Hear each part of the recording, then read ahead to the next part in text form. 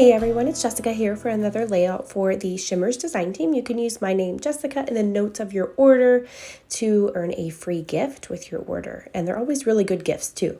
So I am prepping some textured white cardstock with some clear gesso, and then I'm going to be using some various colors to match this paper from the Flower Child collection by Jen Hadfield. So I'm just watering down my paper. This gesso here is dry at this point. I just set it aside to dry and then came back to it. It's dry. I'm just spritzing some water on here. My daughter is actually with me today. She's 2. She's creating alongside me. So I will show you her creation. She's going to be dipping her little brush into all of my little paints here as we go. And I'm using a bunch of different colors to match that paper that I showed you earlier. This one here, that orange one, is Here I Am and Shimmerz. Most of these are Shimmerz. The one, pinkish one there at the bottom right is called Sunkissed. It's an Inklingz, I believe, not a Shimmerz. So you do have to activate that one with water. The rest of these, the grayish blue one at the top left there is called When Skies Are Gray, I believe. And then the other really blue one at the top right is Pull Me Close. Those are both Shimmerz products. And you see my daughter still dipping her little brush in there. She's making her little creation beside me and copying everything that mommy does, which is super adorable, except she's mixing my paints. So I have to keep kind of grabbing and redirecting her to the right place there. I am going to add some marbling effect here by grabbing some white acrylic paint and watering it down a little bit with some water and my paintbrush and just flicking that on to create some marbled splatters. I'm doing this while the paints are still wet. That way it creates that marbled effect and just kind of breaks up the color a little bit. If I did that while it was dry, it would create those really super splattery, sharp splatters that you see that really stand out. But I just wanted a marbled effect just to kind of blend those colors a little bit more. The water added to my paper also helps those colors blend, and the gesso added to my paper before I started helps not warp your paper too much, and it just creates a nice base so that those colors are able to blend together. Otherwise, the paper itself would just kind of soak up these paints. So I'm pretty much done with that mixed media portion. I'm going to actually cover most of this up, but I just wanted some of it to kind of peek out and around my photos and different elements that I'm going to add. I've grabbed this border strip by Lawn Fawn. It's a die for a Big Shot machine. As you can see, my Big Shot, there's my daughter's creation. Did you see it? It would have been really, really pretty.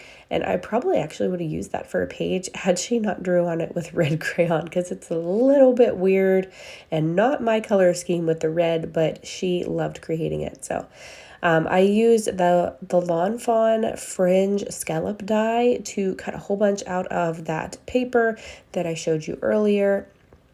That way I had all those beautiful colors running across that fringe die set, and I'm going to use that as an accent underneath my photos.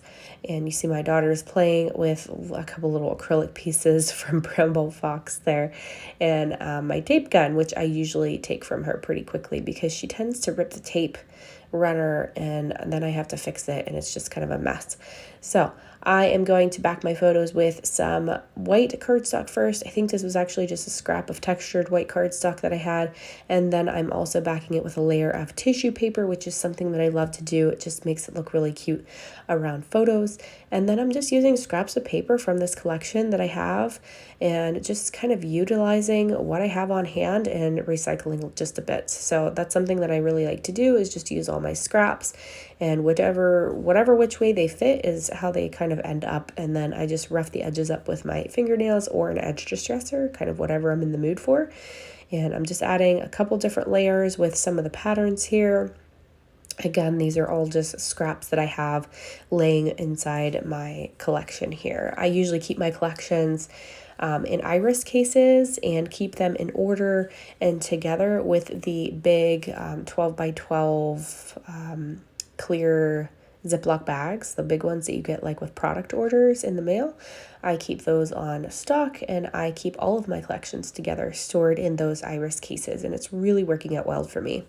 So this mixed media is pretty much dry. I'm just going to dab up the excess with that paper towel and start running my little scallops across my page and layering them. So I just want the colors to just be kind of every which way, and I'm just lining them up, giving it like a nice little mermaid effect at the bottom. These are 2 photos of myself and my baby girl when we were out and about. We were at this farmer's market type show thing where they had a lot of really nice events for the kids and things for them to do and play with. So it was really fun, and we snapped a couple photos along the way there. So we were just layering up these little scallops here at this point, and I am just gluing them down with some Nuvo glue. You want to make sure that you apply a good bit of that and give it a nice press, because sometimes adhesives don't like to stick to mixed media. So I like to use this Nuvo glue to adhere anything down to that. My tape runner does work okay, and I do use that typically on my photos, but a lot of times I'll reach for my Thermoweb easy tear tape, because it just has a really nice hold. It's super strong, so it's a little bit better whenever you're adhering larger items like that to mixed media. So I'm just layering these up, finishing this last little bit here at the bottom. My little helper here is grabbing all of the things off my desk, and there she is telling me where to put my photos. She's so bossy, you know? And I am grabbing a stencil now at this point. I think that was a Simple Story stencil. I like that it has like little retro flowers that just go perfectly with this collection. So I'm just using some Distress Oxides here. I have Speckled Egg and Fossilized Amber. So I'm just going to use those 2 colors to just add a few little flowers. I didn't want a ton of them on here. I just wanted to add a little bit of interest on top of the mixed media in kind of the same color scheme. And then here I'm just roughing up all of these edges, pulling these scallops up. I did end up running this through my hot laminating machine to just flatten it all out. So I'm just peeling up all of these scallops again because they all got stuck down really good. So I'm just fluffing up all of these edges, giving them some dimension there. And then I've got this little tab here that I've pulled out from my 49 and Market terracotta collection. I have a lot of that collection that I haven't used a whole lot of. So I'm grabbing these leaves and that little tab for the top of my photo from that collection. And then what I did here is I have some Echo Park flower dies that I just got not too long ago. I am pulling in a whole bunch of those that I cut out just from various papers in this collection. I used pretty much all the same papers that I had used to cut my scallops and map my photos with. So I'm still using the scraps that I had, and I just finished them out by just die cutting a bunch of those flowers. And I have 2 different die sets. They're both by Echo Park, and they're both little flowers like that, and they kind of look like little retro flowers. So I thought that they would just match perfectly with this layout and this little color scheme and the feel of this layout, because it's kind of like a boho retro layout. And she's got that big boho kind of bow on her head, so it just all kind of ties together nicely. I'm just going to stagger these flowers on this layout. I'm going to fluff up the edges there, as you see. I'm going to add some middles in some of these. Some of them I'm going to leave alone. These die sets do come with the middles of the flowers if you want to add them. I find it's easiest to use tweezers and add your glue directly onto the flower rather than trying to add it onto the little dot and then stick your middle onto the flower directly, if that makes sense.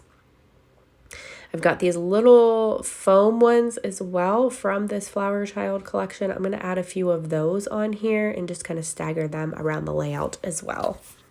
I fast forwarded that part a bit so that you didn't have to suffer through watching me stick all those down and adding a cluster at the top.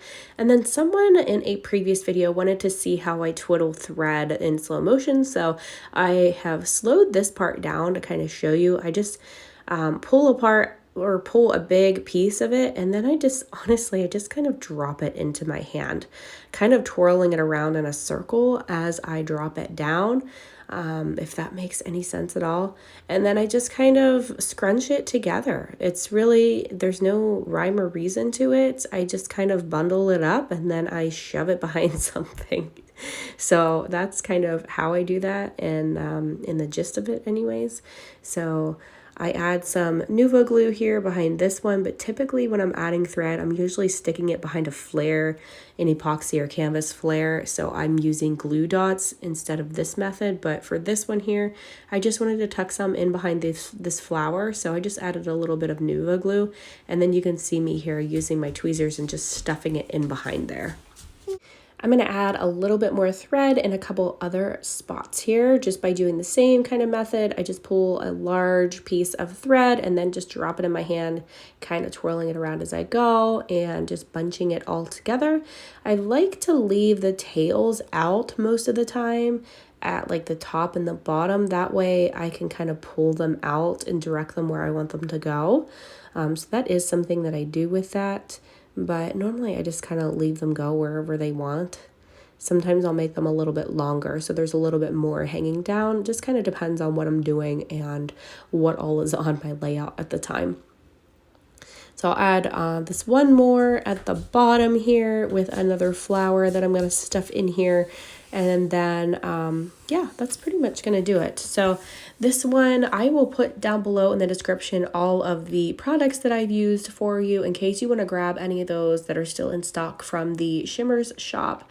I'll also put that link down there for you. Make sure you remember to use my name, Jessica, in the notes of your order to earn that free gift. They'll send it right along with your order.